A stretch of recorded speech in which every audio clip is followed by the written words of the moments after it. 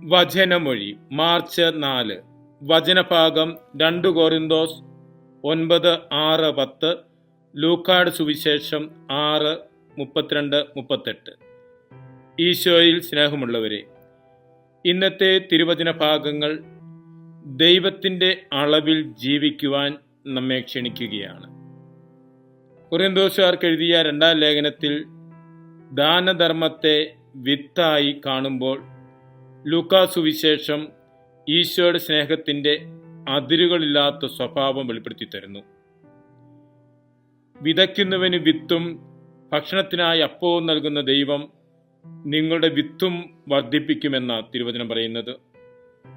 നാം നൽകുന്നത് നഷ്ടമാകുന്നില്ല, അത് ദൈവത്തിൻ്റെ കൈകളിൽ വിത്തായി മാറുന്നു.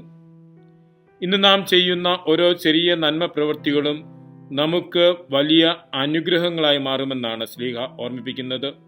ദൈവത്തിൻ്റെ അളവും ലോകത്തിൻ്റെ അളവും തമ്മിലുള്ള വ്യത്യാസമാണ് ലൂക്കാ സുവിശേഷകൻ ഓർമ്മപ്പെടുത്തുന്നത്.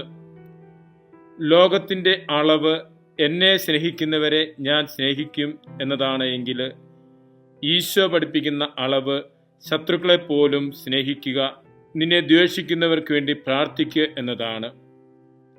മനുഷ്യബുദ്ധിക്ക് അതീതമായ ഒരു അളവാണ് ദൈവത്തിൻ്റെ അളവ്.